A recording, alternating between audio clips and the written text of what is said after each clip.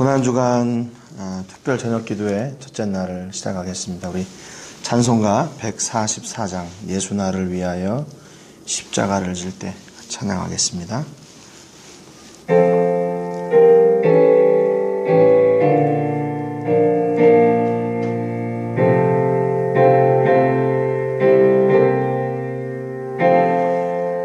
예수 나를 위하여 십자가를 질 때 세상 죄를 지시고 보초 나가셨네. 예수님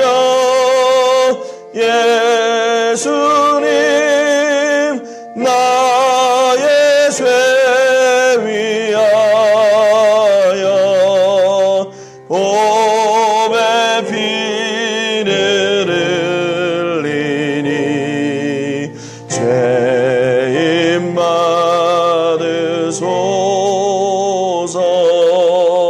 십자가를 지심은 무슨 죄가 있나. 저 무지한 사람들 메시아 죽였네. 예수님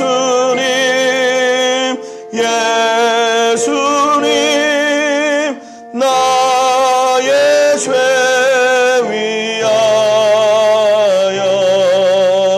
보배 피를 흘리니 죄인 받으소서. 비와 같이 붉은 죄 없는 이가 없네. 십자가의 공로로 눈과 같이 되네. 예수님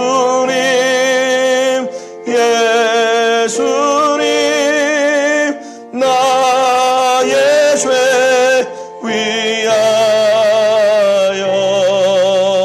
보배 피를 흘리니 죄인 받으소서.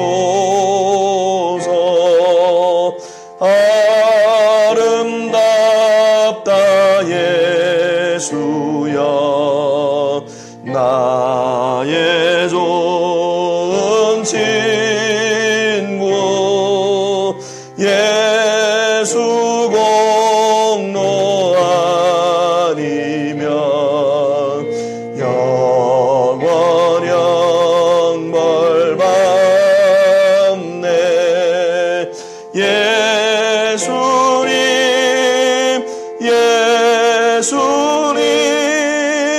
나의 죄 위하여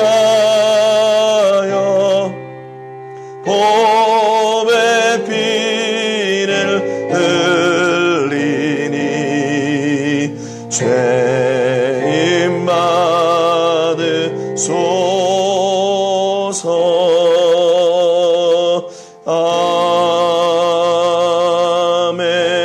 아멘. 기도하겠습니다. 하나님 아버지 감사드립니다. 고난주간 첫째 날을 저희가 맞이하여 하나님 우리가 한 주간에 저녁 시간을 하나님께 드리고 또 말씀을 나누고 그 말씀의 은혜를 따라 함께 기도하기를 원합니다. 우리가 1년 동안 살면서 예수님의 그 십자가의 보혈의 능력과 우리를 위해 당하신 그 고난의 시간들을 얼마나 가슴속 깊이 새기고 있었습니까? 그래도 이 한 주간이라도 저희가 그 은혜를 깨닫고 또 그 은혜를 구하고 그 은혜를 누리며 살고자 한 주간 기도하기로 작정했사오니 하나님 붙잡아 주시고 우리가 이 말씀의 은혜를 따라서 기도하고 또 기도할 때 주시는 응답을 통해 하나님 영광 받으시고 특별한 고난주간에 귀한 은혜를 누리는 저희 모든 식구들이 다 되게 하여 주시옵소서. 하나님께 감사드리고 예수님의 이름으로 기도합니다. 아멘. 이번 2018년 고난주간을 이렇게 맞으면서 어떤 말씀을 같이 나눠야 될까 이렇게 고민을 하다가 우리가 지금 주일에 요한복음 강해를 하고 있는데 요한복음 3장 이렇게 30절에 보면 그런 말씀이 있습니다. 그는 흥하여야 하겠고 나는 쇠하여야 하리라는 말씀이 있는데 우리가 이 말씀을 가지고 한 주 동안에 정말로 예수님이 흥하고 하나님이 흥하시는 그 사역의 삶을 살았던 사람들을 같이 나누고 또 예수님께서 이 고난의 주간에 어떤 일을 하셨는지 저희가 함께 나누고 또 기도의 제목들을 가지고 같이 기도하는 시간을 갖겠습니다. 오늘은 그 첫 번째 시간으로 요한복음 3장 30절 말씀 보면 우리가 먼저 3장 30절 말씀 같이 읽고 말씀의 은혜를 나누겠습니다. 시작. 그는 흥하여야 하겠고 나는 쇠하여야 하리라 하니라. 아멘. 우리가 지금 계속해서 요한복음 강해를 이제 주일날 이렇게 나누고 있는데 세례 요한이 예수님이 오시는 그 길을 예비하시고 또 그러면서 천국의 복음을 전하고 또 회개의 세례를 또 베풀고 하는 여러 가지 일들 앞에서 세례 요한이 많은 도전을 받습니다. 그럼에도 불구하고 그는 흔들리지 않고 자기에게 하나님께서 주신 그 사명의 길을 묵묵히 걸어갑니다. 오늘 본문 3장 22절부터 30절 말씀까지 보면 오늘 그 30절 말씀이 나오게 된 이렇게 배경이 기록되어 있어요. 21절에 보면 그 후에 예수께서 제자들과 유대 땅으로 가서 거기 함께 유하시며 세례를 베푸시더라 그랬습니다. 예수님이 처음에는 세례 요한에게 세례를 받으셨어요. 그런데 세례 요한으로부터 세례를 받으시고 난 뒤에 이제 어디로 가셨냐면 유대 땅으로 가셨어요. 그래서 거기에서 세례를 베풀기 시작했습니다. 그러니까 이 예수님이 어떻게 보면 세례 요한이 했던 일을 또 다른 곳에서 그대로 행하고 계신 거죠. 23절에 보면 요한도 살렘 가까운 에논에서 세례를 베푸니 거기 물이 많음이라. 그러므로 사람들이 와서 세례를 받더라 그랬습니다. 그러니까 유대 땅에서는 예수님이 세례를 베푸시는 사역을 시작하셨고 또 살렘 가까운 에논에서는 세례 요한이 계속해서 이 세례를 베푸는 일을 계속하게 됐죠. 그래서 어떻게 보면 양쪽에서 계속 이 일이 일어나게 된 거예요. 24절에 보면 요한이 아직 옥에 갇히지 아니하였더라. 지금 요한복음에는 요한이 옥에 갇혀가지고 죽었던 그런 기록이 자세히 안 나와 있어요. 다른 이제 복음서에는 나와 있는데 아직 요한이 옥에 갇히기 전이죠. 그러면 25절에 보니까 이에 요한의 제자 중에서 한 유대인과 더불어 정결 예식에 대하여 변론이 되었더니 26절에 그들이 요한에게 가서 이르되 랍비여 선생님과 함께 요단강 저편에 있던 이 곧 선생님이 증언하시던 이가 세례를 베풀매 사람이 다 그에게로 가더이다 그럽니다. 그러니까 지금 25절에 요한의 제자들이 어떤 한 유대인과 정결 예식에 대해서 얘기를 나눴는데 그게 뭐냐면 바로 세례였어요. 야, 저기 예수란 사람이 있잖아. 그 사람이 처음에는 니네 선생님한테 세례를 받고 나서는 야, 유대 땅에 가서 또 거기서 세례를 베풀기 시작한다? 그러는 거죠. 그러니까 어떻게 보면 이게 이제 이권 싸움이 되는 거예요. 예, 세례 요한의 제자들이 자기 선생님의 이권을 지금 보호해야 되는 그런 상황이 된 거예요. 왜냐하면 저기에 유사 세례자가 또 생겼기 때문에. 그런 이야기를 유대인이 와서 세례 요한의 제자들에게 한 겁니다. 왜 그랬을까요? 유대인들은 늘 세례 요한의 팀을 지켜보고 있었어요. 어떻게 하나 보자. 저들이 무슨 천국의 복음을 전하고 또 예수님이 천국의 복음을 전하고 하나님 나라를 전하고 또 그 앞에 보면 니고데모에게 요한복음의 핵심이 되는 말씀을 주시잖아요. 하나님이 세상을 이처럼 사랑하라 독생자를 주셨으니 이는 그를 믿는 자마다 멸망치 않고 영생을 얻게 하려 하심이니라. 구원에 대해서 막 선포하셔요. 그러니까 이게 지금 유대인들에게는 세례 요한이나 예수님이 하셨던 그 복음의 사역이 그들에게 관심을 끌 수밖에 없었어요. 그래서 유대인 중에 한 사람이 와서 세례 요한의 제자들에게 얘기하는 건 뭐예요? 둘이 싸움 붙이려고 하는 거예요. 저기 유사품이 생겼어. 니네 선생님이 하는 일을 저기서 또 해. 근데 사람들이 거기도 막 가. 그러니까 이거 너무 나쁜 거 아니냐? 잘못된 거 아니냐? 너희들한테 다 와서 세례를 받으려면 받아야지. 어떻게 이럴 수가 있냐? 아니면 니네가 허락해줬냐? 뭐 이런 거죠. 그러니까 세례 요한의 제자들이 이렇게 얘기합니다. 26절에 그들이 요한에게 가서 이르되 라삐여 선생님과 함께 요단강 저편에 있던 이 곧 선생님이 증언하시던 이가 세례를 베풀매 사람이 다 그에게로 가더이다 그래요. 아니 전에 요한 선생님이 말씀하신 그 사람 있잖아요. 그 사람이 저기 유대 땅에 가서 세례를 베푸는데 사람들이 다 글로 가요. 그러니까 우리가 숫자가 줄었어요. 그 말이죠. 그러니까 선생님 이거 어떻게 해야 되는 거 아닙니까? 저거 막아야 되는 거 아닙니까? 우리 유사품이니까 이거 방해해야 되는 거 아닙니까? 법적으로 뭔가 해야 되는 거 아닙니까? 이 요한의 제자들도 그렇게 얘기를 하는 거죠. 27절에 그러니까 세례 요한이 대답하여 이르되 만일 하늘에서 주신 바 아니면 사람이 아무것도 받을 수 없느니라 그랬습니다.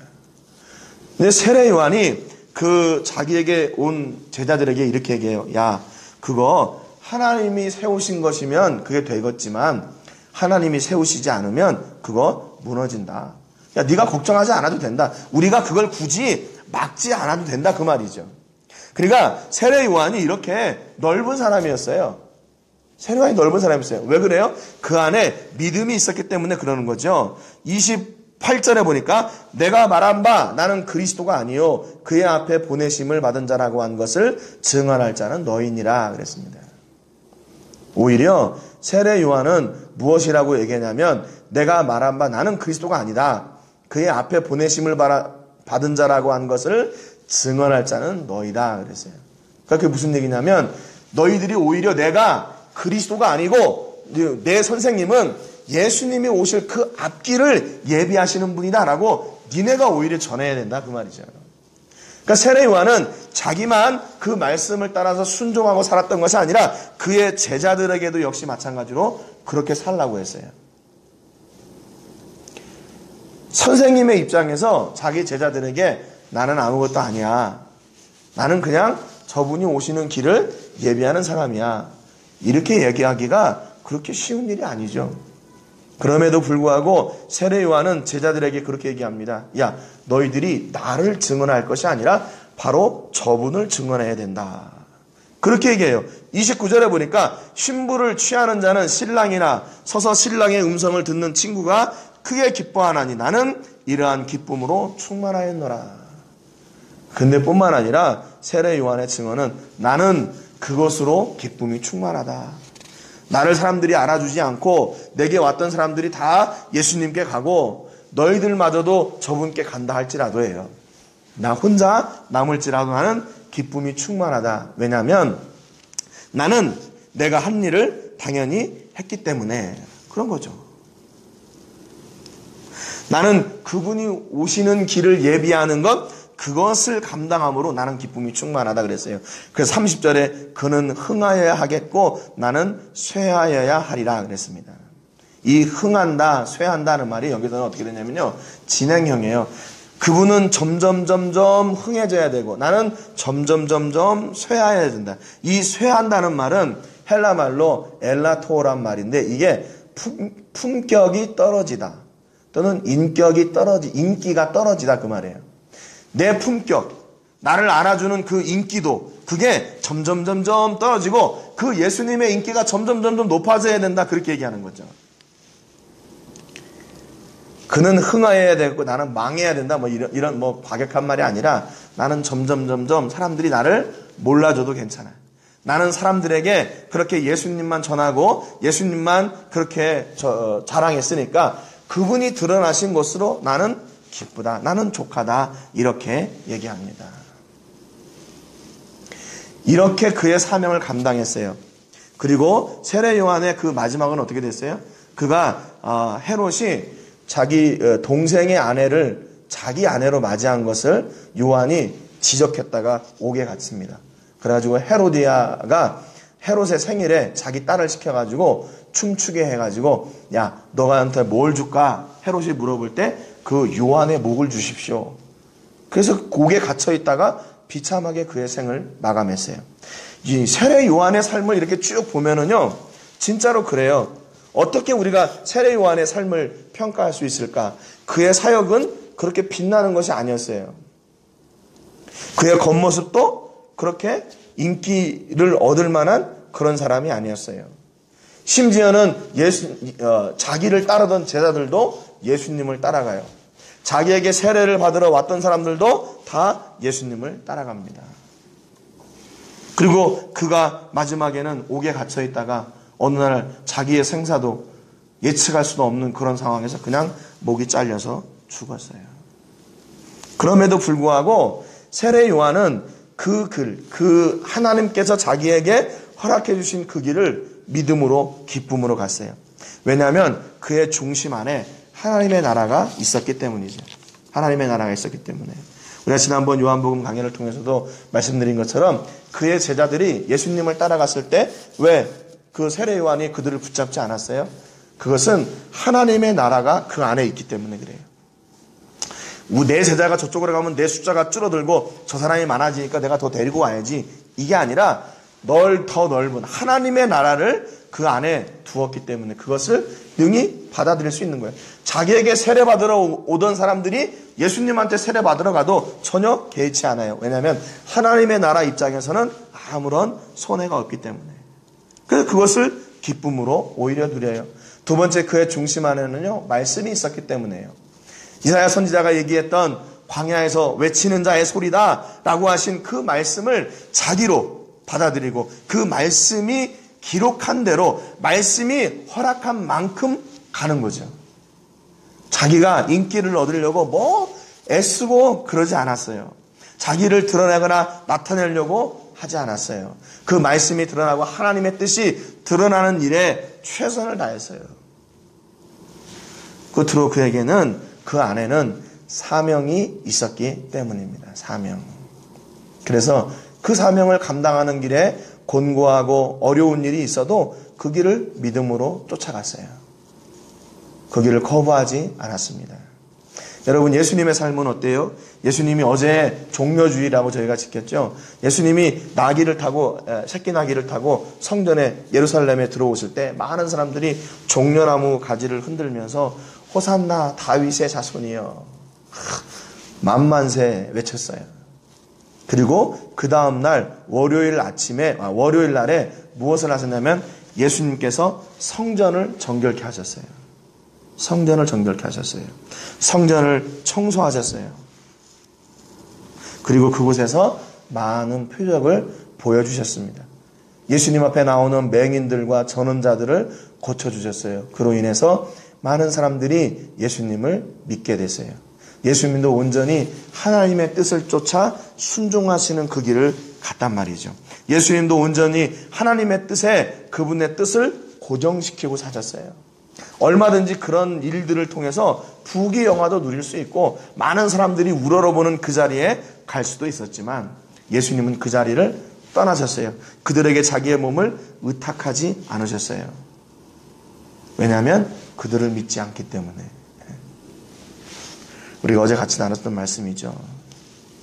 여러분, 오늘 우리가 고난주간을 통해서 어떤 사명자의 자세로 설 것인가, 어떤 그리스도인으로 설 것인가, 여기에 우리가 주제로 말한 대로 그는 흥하여야 되겠고 나는 쇠하여야 되리라 한 이 세례 요한의 고백이 바로 우리의 고백이 되기를 주님의 이름으로 축복합니다.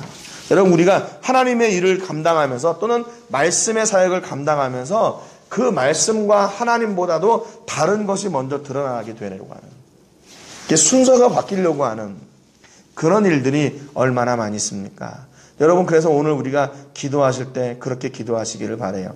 우리에게 주신 사명을 주신 하나님을 잊지 않게 하시고 그분을 따라, 그분의 뜻을 따라 감당하는 사람이 되게 해주시고, 또 세례 요한의 고백처럼 그는 흥하여야 하겠고 나는 쇠하여야 하리라 고백한 그 세례 요한의 겸손한 믿음이 우리 안에 있기를 위해서 여러분 함께 기도하시기를 바랍니다.